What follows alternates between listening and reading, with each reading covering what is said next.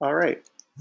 So thank you everyone for coming, and sorry again for the issues for people who might have just been filtering in. There were issues with the sort of mass email we use for GoToMeeting. It was asking for a verification code, and I probably wouldn't have been able to get all of that sorted out we before we were starting. So I figured the best way going forward would be to just use temporarily my corporate link. Um, so thank you everyone um, for joining, and hopefully we'll get more people coming in. And if yeah, this recording will be up, and if anyone needs to, I'll point people towards the Section 2 meetup. Um, so let's just get started. So for this, we'll just mostly go over homework one, and and then just sort of talk a bit about some broad themes, in terms of evaluating different data visualization packages. So we'll start out just with a few sort of some solutions for project one. So first, and these sorts of summaries aren't showing up the best here, so I could rerun some of this here. But basically, just to sort of look at the data, look at what we have. This was a data set looking at the top 5,000 companies, and we're just looking at different stats associated with these companies. So we have different, their names, different growth rates, revenue, industry, and for the questions we were looking at comparing a few of these different measures. So this is sort of the data table here, just looking at all the different variables there. And question one, we were looking at the distribution of companies in the data set by state. And here, we're just simply looking at, how many companies are in each state. And here, this was a bit more about just a specific way of a specific, sort of way of looking at the data. So, this a lot of times when you're making visualizations, you'll have different things to consider. So in this case, looking at a tablet style layout where you have a more vertical screen, and in this case, there's different things that you would need to think of versus any other screen format. And in this case, it's the view of the full screen itself. So we're considering a um, full sort of full screen view of a single visualization.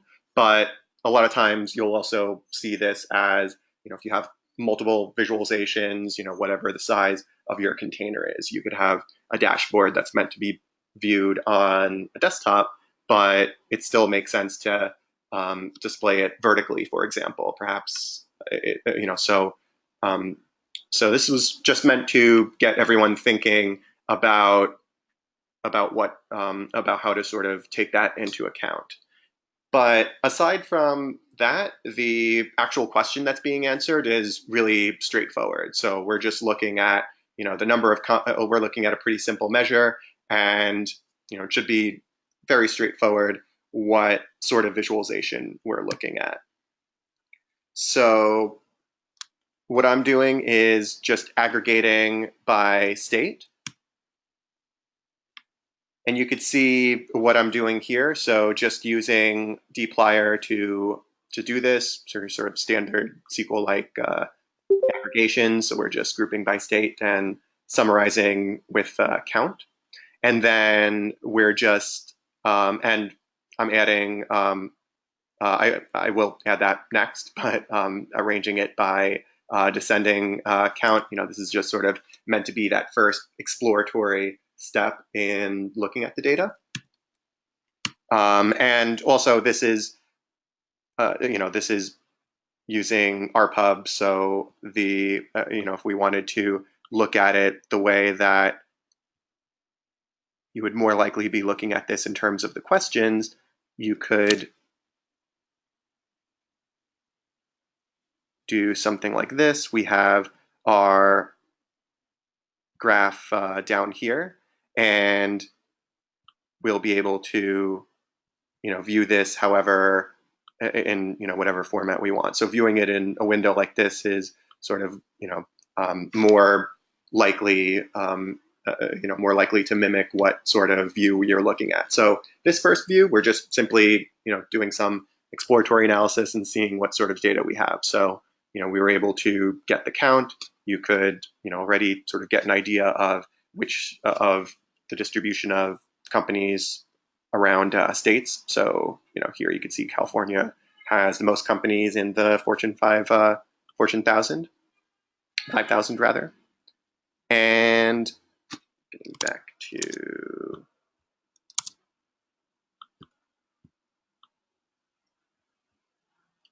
and I just realized for my GoToMeeting account, I unfortunately have a lower limit than we have for CUNY. So fortunately, some people may be booted, so I do apologize for that. I'll check throughout the call if Rakshana gets back to me with how to get the verification. Perhaps we can move halfway through. So we have this aggregation. And here, this is really all you need to do to make sure that it's viewable in a more vertical orientation. So the two things I'm really doing to make it more readable is flipping the coordinates. So just making it a horizontal bar graph rather than a standard vertical, and reordering the, this was what I included over here, reordering the data based on the, based on the count. So what this does is, in a visual, like in a view like this, it's, not entirely clear how to compare states. It's pretty easy to see something like, an outlier like California, and we'll go back to this view here. So it's pretty easy to see something like an outlier like California. It's but when you're getting to questions like comparing New York and Florida, for example, or very quickly, as the next question will ask people to do, get the third, sort of get the nth, sort of most the state with the nth, sort of most companies. That becomes more difficult when viewed like this, but just by simply ordering them, you're able to get that much more information put forth. And I see we have a question. Okay. Thanks, Dan. Dan mentioned that Sarah is going to join in and watch over his shoulder. So you just simply flip those coordinates and reorder.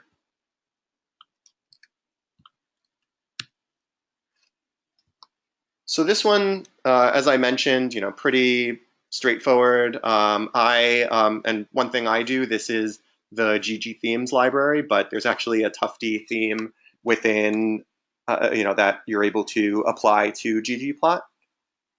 So, it ends up, the ggthemes, you just sort of add it with plus like this. That's a pretty useful library to have just for quick themes. And, this sort of automatically does a lot of the, maximizing data to ink ratio work for you. So that's just a good thing to be aware of. Then question 2. So we're going to dig into the state with the third most companies. And here we're just looking at a different type of question. So we're sort of imagining now you're working for the state and you're more interested in how many people are employed by companies in different industries. So you're, sort of more interested in economic development. You're trying to see which sorts of industries have, more of an impact on, that sort of economic development. So, the way that I asked this, we're looking to show the average and/or median employment by industries. So that's one of the things that it's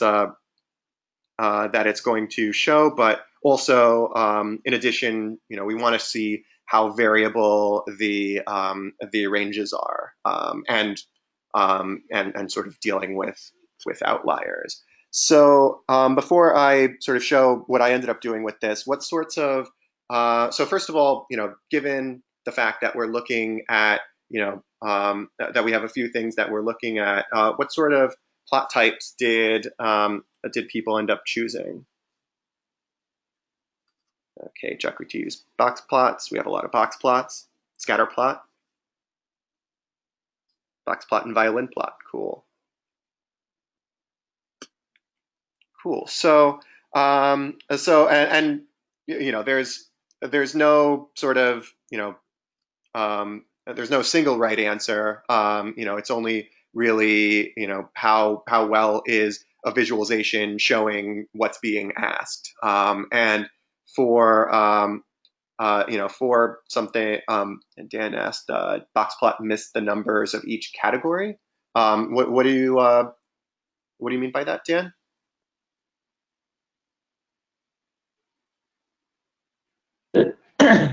The distribution looked a lot fuller than it was. Some things there were only two examples of, but it looked like there was a whole set looking at the box plot. So you're like, if there's, when you say two examples, you mean like if there's an industry and there's only two companies within that industry, like it ends up looking a lot fuller. Yeah. Yeah, the I actually don't know off the top of my head how.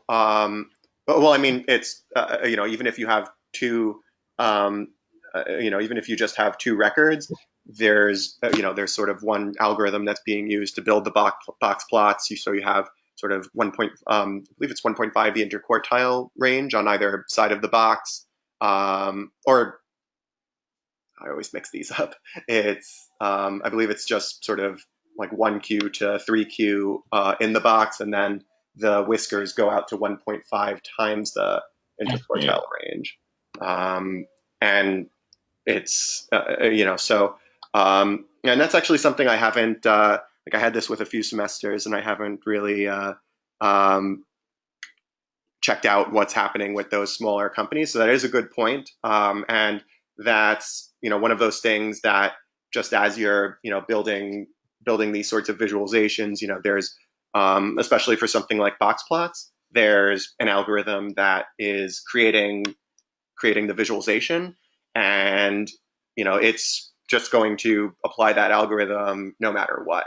So that's definitely, Dan, a really good thing to keep track of, because sometimes you may not want to if you had multiple industries with only one or two entries like that, a box plot probably wouldn't be the best way to show something like that. Um, and actually, in terms of so given that, like something like a scatter plot, whenever you have this sort of you're making a comparison like this, so you're comparing across, in this case, different categories. So we have sort of our categorical variable of industry, and we have sort of a bunch of records. We have sort of numeric employment, and something like a scatter plot does indeed show what you're looking at to a degree. It'll definitely show the range, and it could easily be sort of manipulated such that you're also showing the average and/or median. The box plot just simply and/or violin plot does that automatically, but it's something simpler like a scatter plot is also valid in terms of getting that range.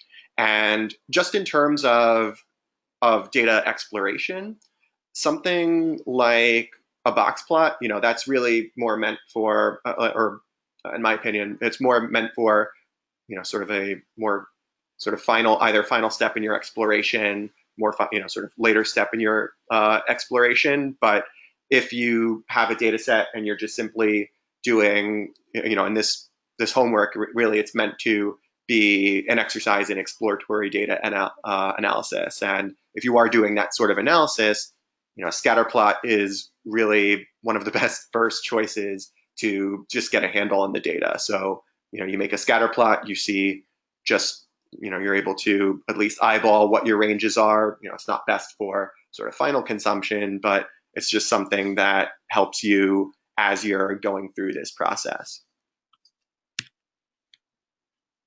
Yeah, and I just sort of went through this here. So, we have multiple companies per industry, and one feature that we want to see is how variable the ranges are. And yeah, I actually went through a lot of this. So basically, with the scatter plot, this gives us sort of an initial look at what's happening. So first thing that we notice is we do have some outliers. So we have this 10,000 employee company. We have a company with more than 30,000, and then we have a bunch of companies that are grouped down here. And there are a few ways of dealing with this sort of discrepancy. And so, when you do have outliers, one thing, like you may just simply have, sort of one or two, a small number of outliers. So it may simply be you have some sort of underlying pattern and you just have outliers that skew everything. What you may also have is, and so I didn't really have a chance to grade these homeworks yet, but but a lot of times, some students may choose to, change the sort of scale that you're using. So if you use a log scale, that's one way of dealing with sort of a skewed scale in this way. But for this data, for what I was doing, I chose to just treat these, treat our larger values as outliers and just plot everything else based on what the values are. But as we get to what the box plots look like, this data, you could almost think of it as kind of being on the border of whether you want to do something with your scale or if you want to just clip your outliers. So, and this is just what I did to make the scatter plot. So, fairly straightforward, just looking at our industry and employees in X and Y. And now what I did here is, just clipping the data and, and sort of looking at the resulting distribution. And so one thing that, so just in terms of this distribution, like it's a bit better than what we had before. Before we had kind of one or two companies that were really skewing everything. Here we have, more companies that are, sort of at these higher ranges. We have sort of a slightly larger number of companies that are in the higher ranges, but we still have this kind of clumping towards the lower number of employees. So we have a lot of basically a lot of small companies. We have a few larger companies, and a lot of times what this is really showing is it's not just sort of a linear distribution of these companies. It's and you'd be able to use something like a log scale to more accurately show, or actually not more accurately, to just better get an idea of the distribution. The downside of using a log scale is it's a bit harder for someone to it may be a bit harder to make sense of a log scale visually. Here, I'm very easily able to see that I have large numbers of small companies. The downside is I'm losing a bit of if there are patterns within smaller companies, I'm perhaps losing, that information. If I choose a log scale, I would be seeing that pattern within those companies, but I wouldn't be, but it would perhaps be harder to really make out like what, sort of intuitively what the scale is. As we sort of mentioned in the first lecture, things like position, here this is, sort of more comparable to being able to tell how long something is. You're just sort of looking at, like you're able to see these companies have twice as many employees as this company. And you lose that intuitive sense when you switch to a log scale. So for this data set, there's no one right answer, but these are just the sorts of things to consider when you are running these exploratory data analyses. And as a rule of thumb, what I usually do is, I'll start out with just clipping the data and seeing what happens. So, I may want to clip data iteratively. So I may want to, say, sort of set a new clip here and deal with these three outliers in the same way that I was dealing with these. And, I may do that, but if I do that, I'm going to, come up with something similar. And if you find that, you keep on clipping outliers and you keep on ending up with a skewed distribution, and you're finding that's really detracting from understanding the data, you obviously can't, do that forever. So you want to, at that point, move on to a log scale to better show the patterns. So here, what I was doing, I just sort of used plier to get the to sort of apply that cap here. So if basically there's a cap of 2,500, and if the company is above 25, has more than 2,500 employees, I'm just sort of making that 2,500.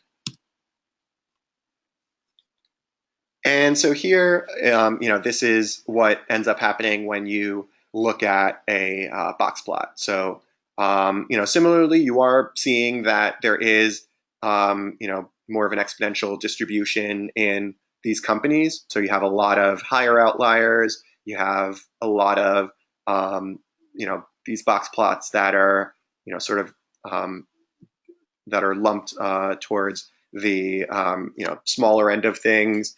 But what this ends up giving us is, a bit more, this sort of tells the story of the distributions, in slightly less ink. And I have some, as we get to the end of the lecture, I'll talk through, I picked a couple of interesting discussion posts that we could sort of talk through. But one of the kind of common themes that I noticed in the discussion, surprisingly, was a lot of people kind of questioning, does it make sense to really, is the impulse to minimalism, sort of maximizing your data to ink ratio, you could sort of call that minimalism. Is that is that a good impulse? Is it perhaps not, perhaps not worth it? Do you want to sort of, do you end up just cutting away so much that your visualization, isn't really successful? And, one thing that the thing about like maximizing the data to ink ratio, and one way of perhaps recontextualizing that is, you want to cut away as much ink as possible, but you don't want to cut away too much that you're actually cutting away meaning. So in this point, you sort of have an example where, rather than maximizing the data to ink ratio, you could almost view it as a trade-off. So if you're looking at a looking at a scatter plot versus a box plot, so actually, in terms of, just pros and cons of each, if you're looking at the, box plot versus a scatter plot, what sorts of pros does anyone think the box plot has above something like the scatter plot?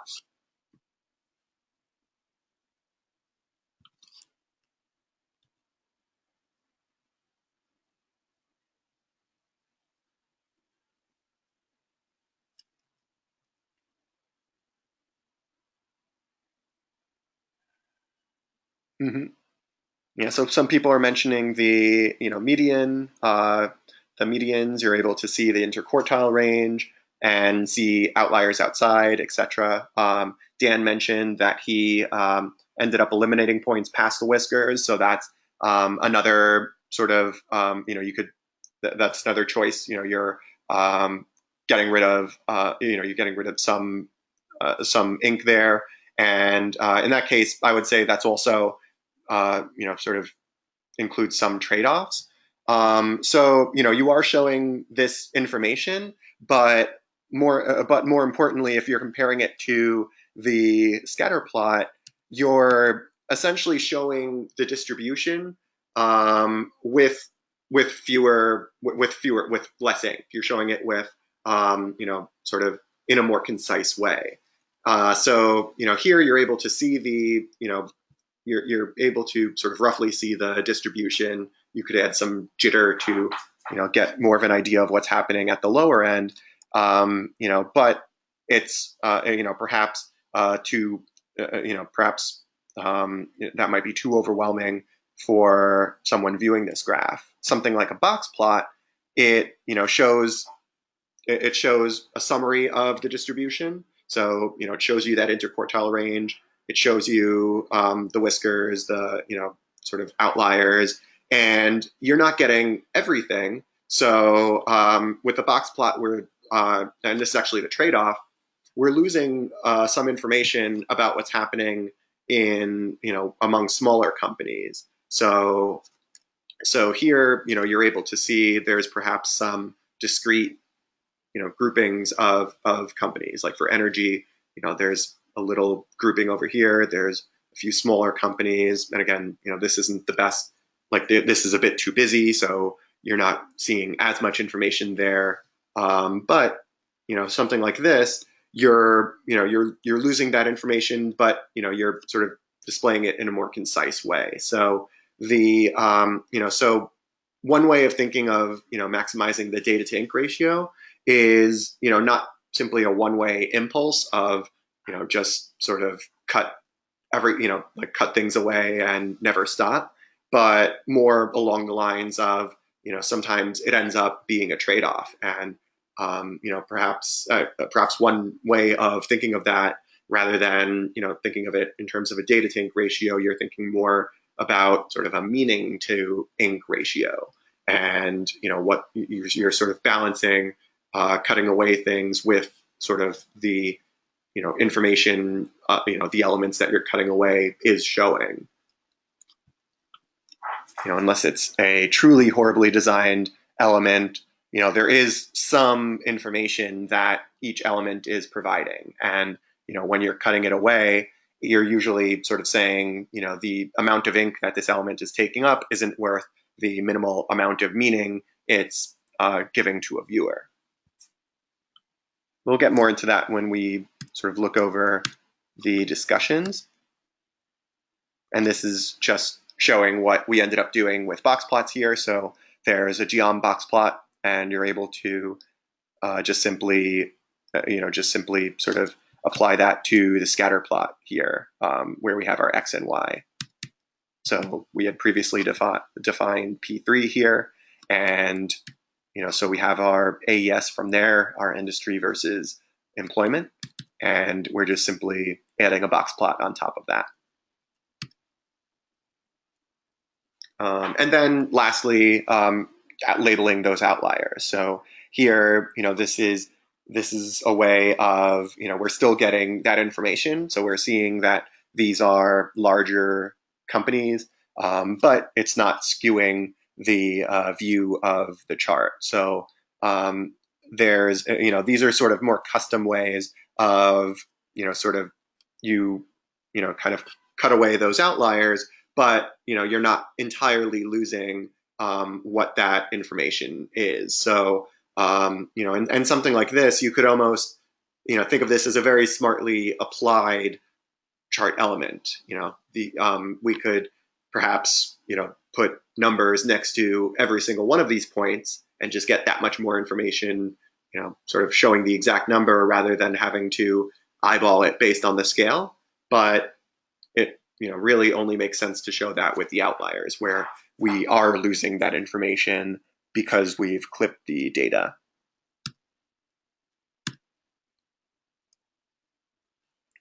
And Geom Boxplot, it works right out of the box. It's a really, sort of good way of displaying this sort of information. But you could also, create more custom visualization types. So one thing about box plots are it shows you median. And a lot of times, you want to, see, especially for more skewed data like this, medians make a bit more sense to show rather than means. But perhaps you do want to show the mean rather than the median. So doing something like that, these are what are called point ranges. So these, really are just the whiskers of the box plot with points showing the means in this case. And this is showing us, some different information. So we're looking at means instead of medians. And, it's also showing that in a bit less ink. We're removing the boxes. We are still, preserving some information about the ranges. We don't have the outliers showing up here. So if, depending on what you want your viewer to take away from something like this, you may want to even go, more minimalist and go with something like this. So, for something like this, if you're just looking at the averages and, just sort of looking for things like, the human resources employment may be a small, sort of on average has small, employment. Companies in this have small employment, but you have some, sort of outliers in that industry versus in other industries. And this is just showing how I ended up doing that. So doing point ranges, a box plot, it does all of the calculations of interquartile ranges and whisker, the whisker lengths for you. Here, I'm doing that manually. So I'm, looking at, in this case, I'm using standard deviation rather than interquartile ranges. So it's slightly different than the whiskers from the bar chart before. And, I'm just looking, gathering this for each of the industries and plotting it out using what's called Geom point range. And then this is just one more way of displaying something like that, using error bars on top of a bar chart.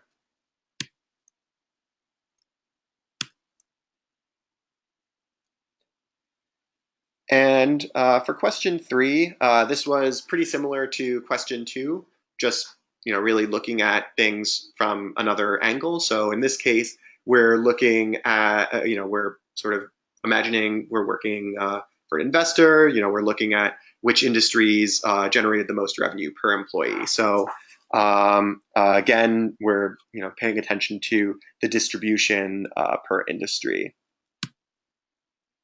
So, box plots, you could use those. Again, but there are a few different potential solutions that you could use for something like this. So, the box plots, they they give you the sort of just the interquartile range, but and this is just showing how that's done. And this is actually pretty similar to what Dan mentioned about, I think it was Dan who mentioned the violin plots. So, violin plots, what you actually see instead of a box is a kernel density. So that's what these lines are. But what I'm doing here is showing it in more of a small multiple style rather than sort of a violin plot where we're packing everything into a view like this. And it's pros and cons to each of those. Something like this, you're able to just compare in one sort of axis. You're just looking at the industries on top of each other. Here, you have slightly less of an ability to do that, but because we're looking at the kernel density and you perhaps want more of a view of what that is, this gives you if these were all smushed together on top of each other, perhaps you would not be seeing the kernel densities that much.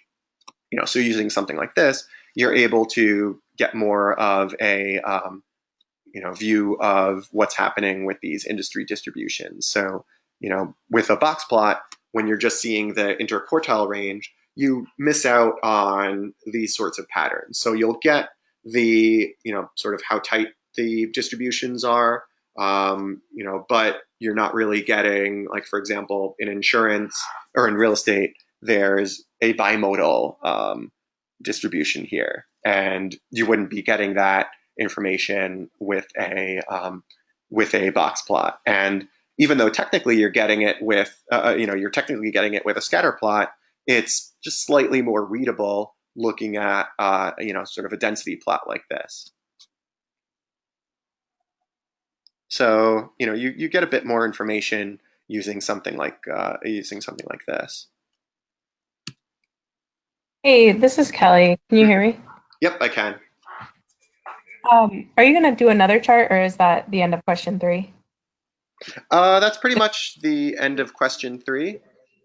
So I just wanted to make sure before I ask my questions. Wasn't the goal of the question to look at the industry with the highest revenue per employee or whatever the question was?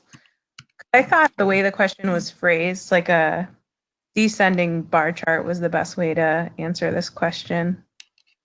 And I'll have to check out what your visualization was. The descending bar chart would give you more information about so here you could see like which industries generate most revenue per employee, like the that gives you that question, but it doesn't really give you information about the distribution.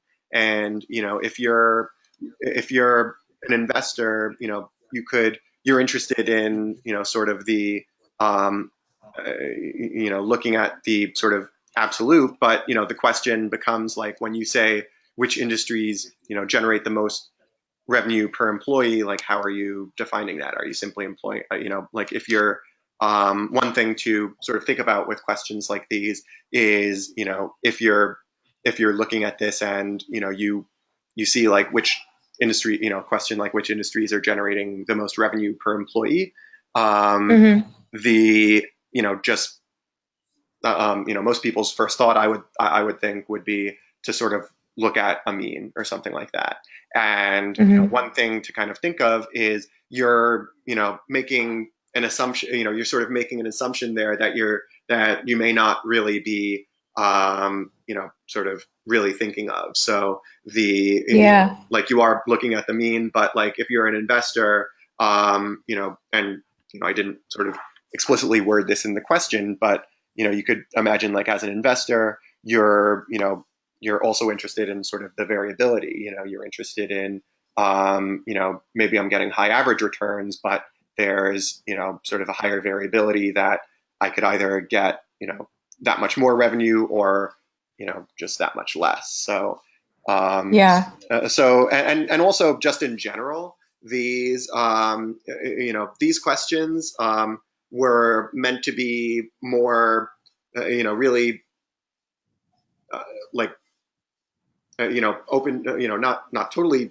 open to interpretation, but a bit more not like I didn't want to make the questions just make a box plot of these companies, so it's like these sorts of questions, like especially this assignment, like as we get more into more advanced, sort of the other projects, there's like slightly less leeway as we're getting to more advanced technologies. But for something like this, it's really all about, you're presented with a question, and the sort of the really, like, the choice of visualization is sort of how you would answer. That is up to sort of what information you want to convey.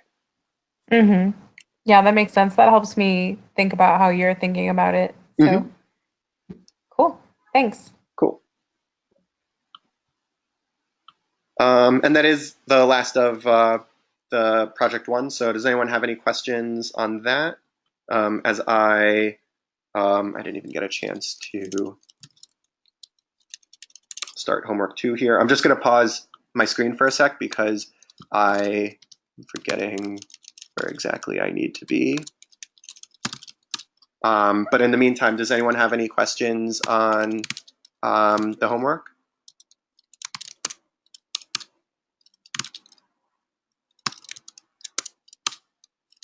Yeah, if no one else does, you mean on homework too? Yes, on homework 2. Yeah, if you can cover like the second half first. I think when I was looking at the Jupyter notebook, the second question just I didn't understand exactly what you wanted us to do. The question was kind of, I don't know. If you can just cover it, that'd be awesome. Because I was a little confused about the second part. Yeah, definitely. And that's actually, that's what I'm pulling up right now, homework 2. There's where I want to be.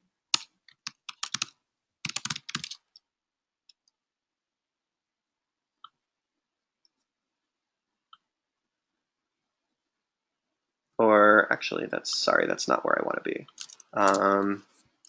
That would be the answers.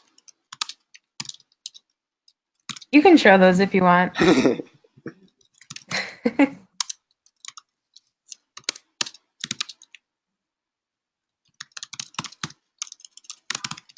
we are. I'm sorry about that. I was just scrambling, trying to figure out what to do with the GoToMeeting, and I didn't end up getting the notebook ran yet.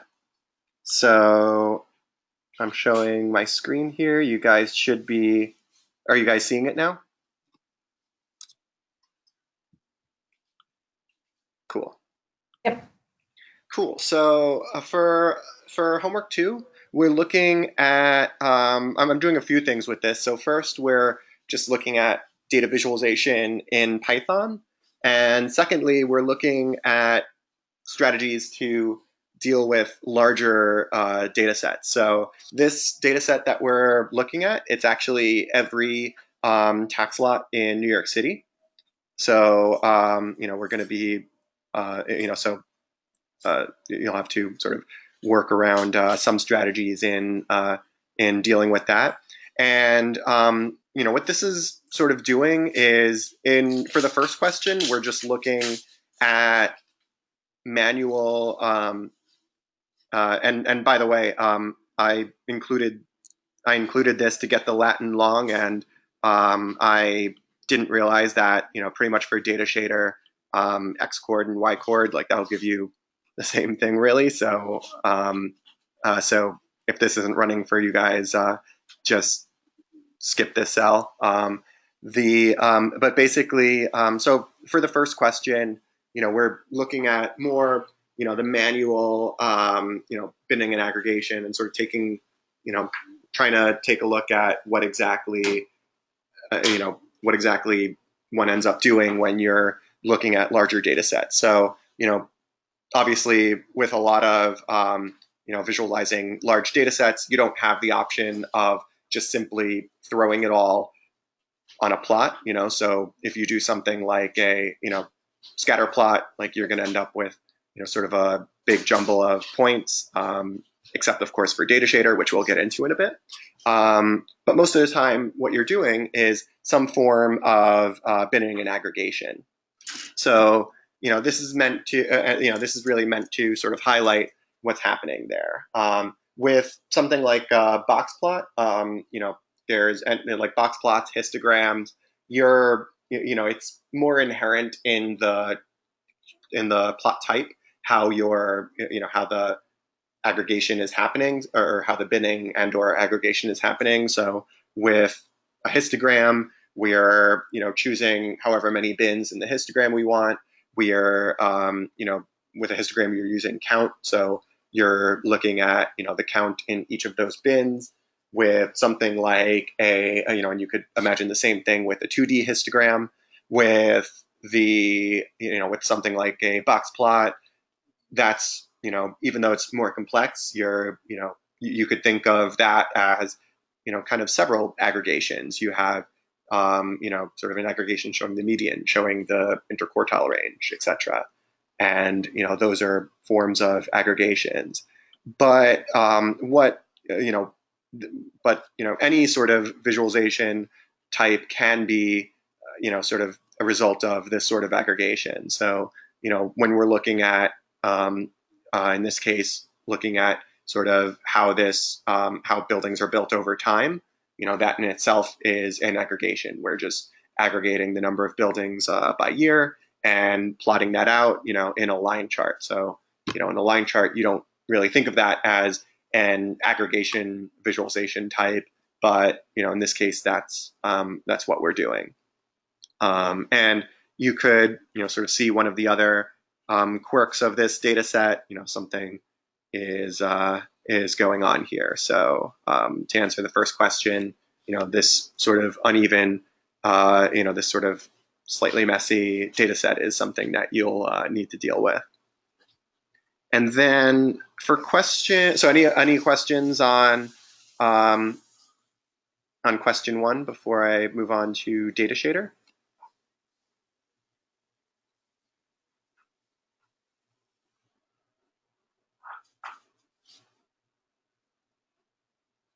Cool. So for question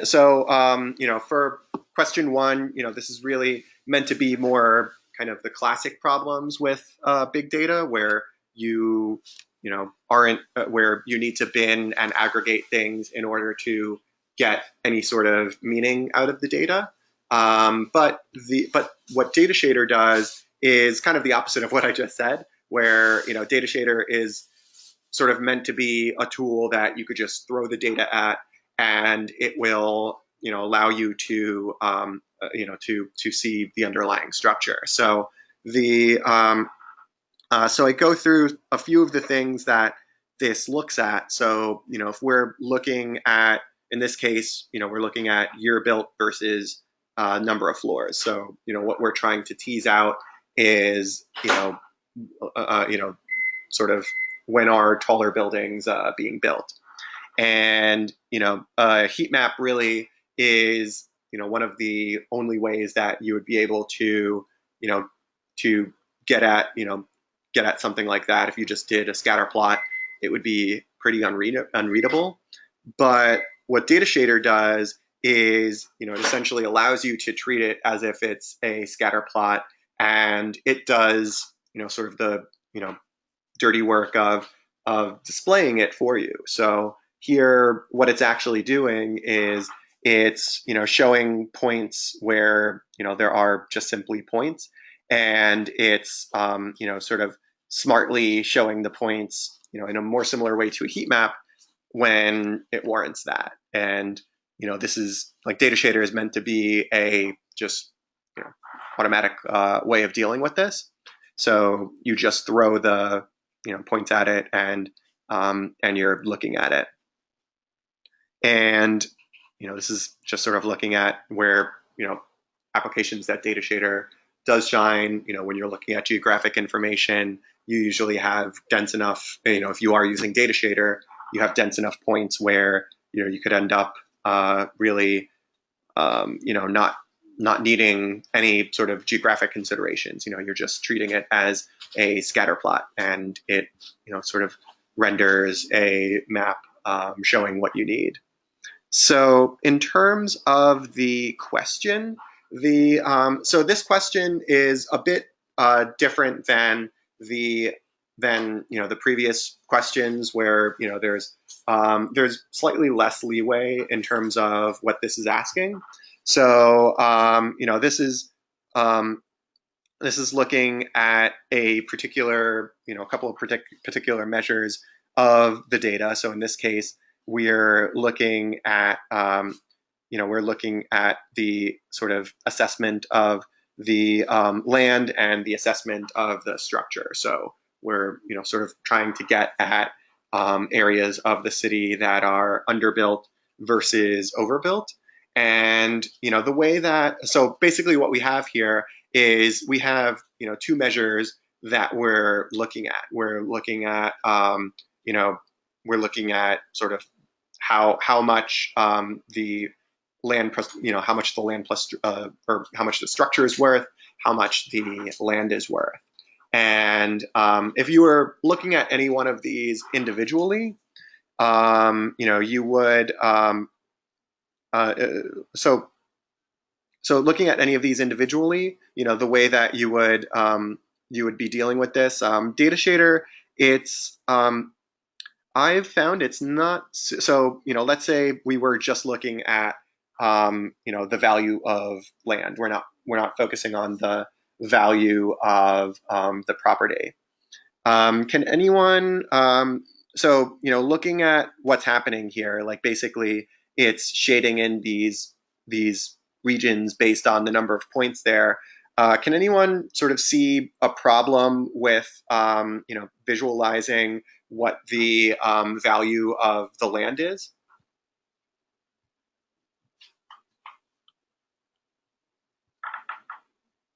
Does anyone have a guess as to what that might be?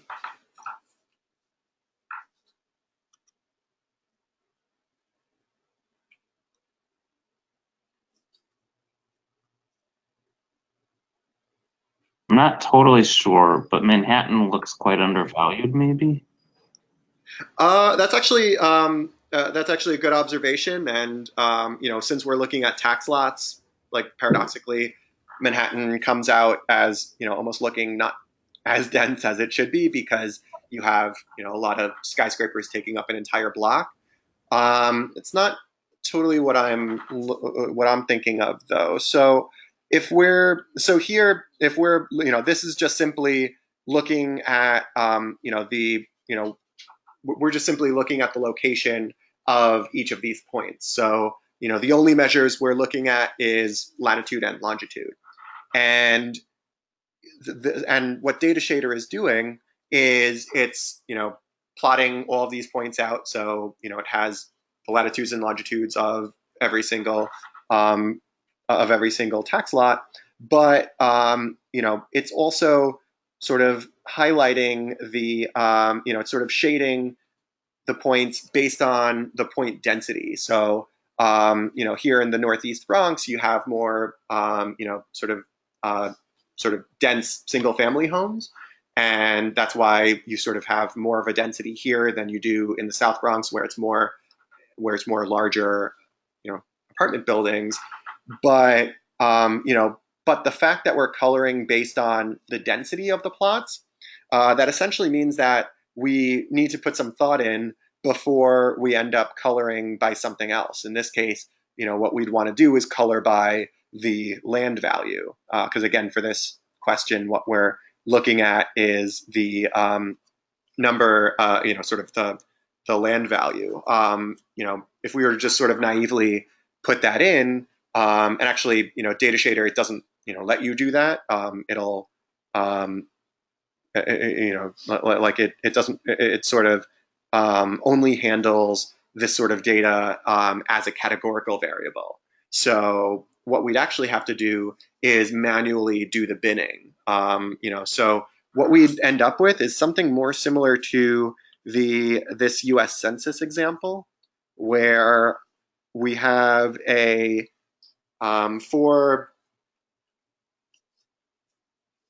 for this census data, we're looking at categorical data.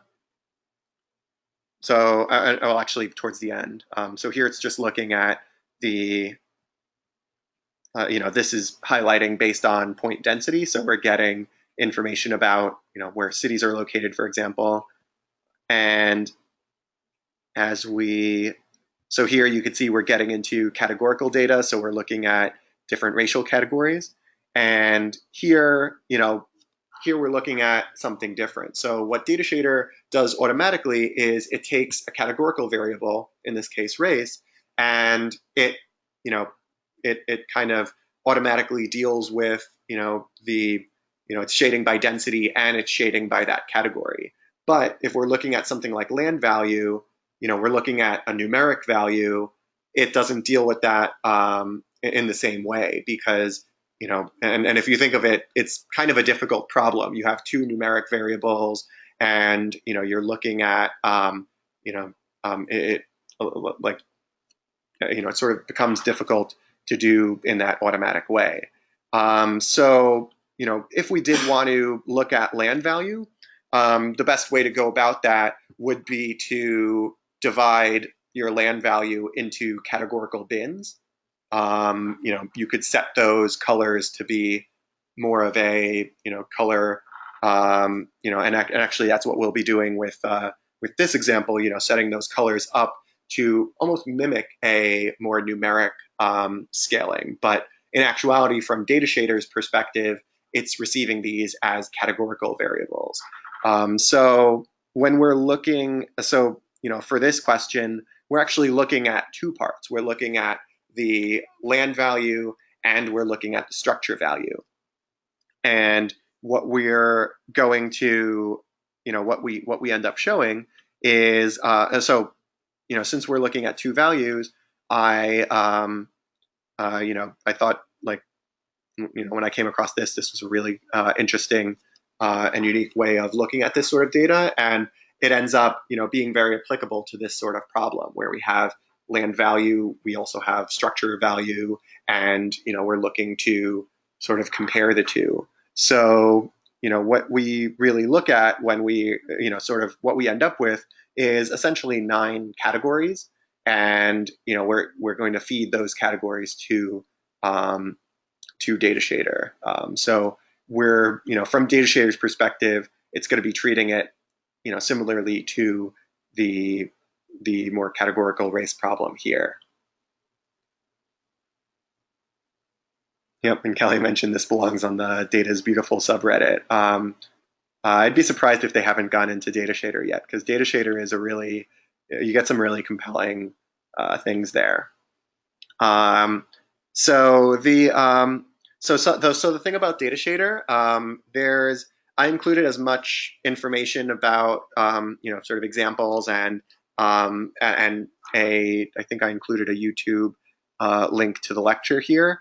Datashader is still a relatively new package, so it's not I found it's not the best documented. I sort of got myself up to speed by just trying to work through a few examples. So so if anyone finds any better if there's perhaps a talk I haven't come across that is more helpful, feel free to post that in the Project 2 forum. But just in my searching so far, there's not it's still relatively new. It's pretty niche, so it's not going to. I don't think it's going to be getting an O'Reilly book anytime soon, but it's going. So there's unfortunately not the best information there.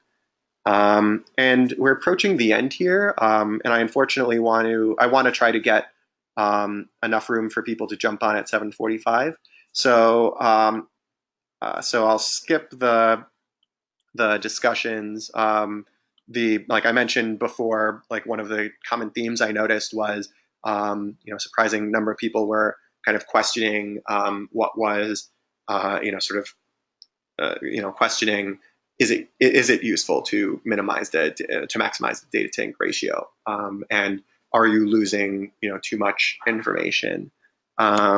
And then just one other thing to note is I noticed a lot of students when I mentioned how does this apply to the web, they were talking more about sort of web development in general, and what I really wanted to focus on with these discussions. So the theme, we're just going through these Tufte concepts and sort of seeing how they apply to the web, is I really meant like how it applies to data visualizations on the web. So, when we're looking at something like, minimizing the data to ink ratio, one thing that could perhaps be mentioned is, when you do have interactivity, and you're making selections using a dropdown, for example, can that be viewed through the lens of minimizing the data to ink ratio? So that's just one thing to note for future discussions. But on the whole, lots of interesting stuff happening there. So, and actually, I also wanted to just, I don't really have, I'll sort of do this in the last minute, but just the last content I wanted to really go through is, just a few helpful ways that I find to really compare these visualization libraries and compare the more interactive libraries that we'll be using. Is when you're comparing these, I sort of am putting them on this scale of being more data centric versus a viz centric, and you'll notice this as like I'm recommending Plotly for Python, but for Module 2, feel free to use Seaborn, Matplotlib, any more Python-based visualization environment. But you'll notice this, like with Plotly, it's slightly less data centric. So with and the way you sort of see this is with ggplot, if you're making a if you have a data frame and you want to add let's say you have a categorical variable and you want to you're looking at a scatter plot, you want to color the scatter plot by that categorical variable. ggplot lets you add in the AES, like you add your x equals whatever, y equals whatever, color equals whatever, and it ggplot automatically essentially adds a trace. Like in Plotly lingo we call it a trace. It adds a trace for each of the categories. For something like Plotly, especially in Python, in R, the R developer has mirrored ggplot a bit, so and you could actually see I put that a bit closer to what you're getting there. But when you're looking at Plotly in JavaScript or Python, you have to do something like that a bit more manually. So what you would actually end up doing is you would use a for loop to loop through each of the categories. Say I want to add a trace for each one of them, and there's pros and cons to each of those.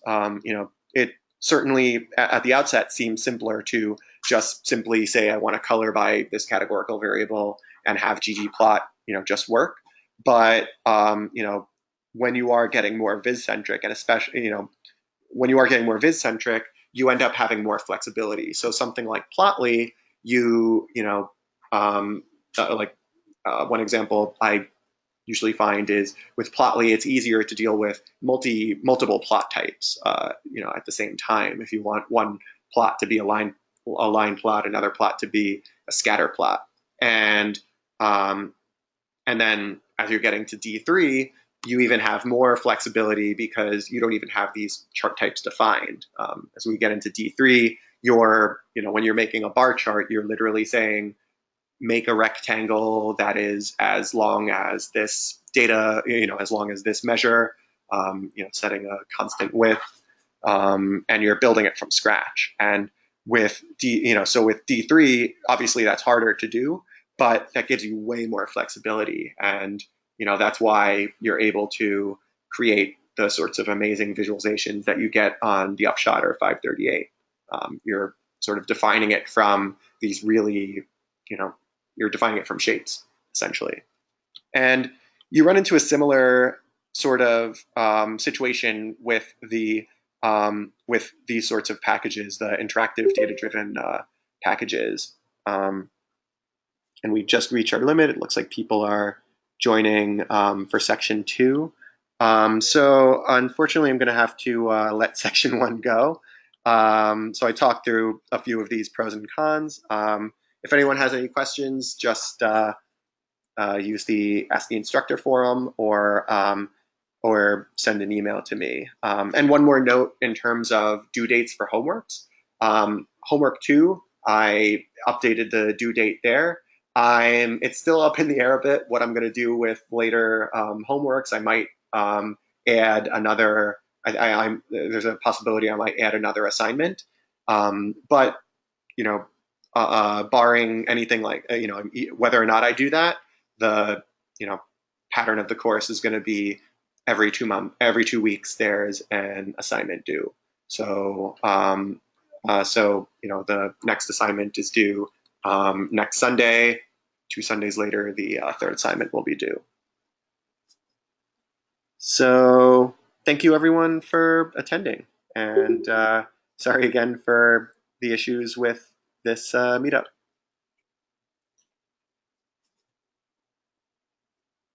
And so yeah, everyone from section 1, if you guys could leave, that would be helpful to sort of allow extra room for section 2. And I'm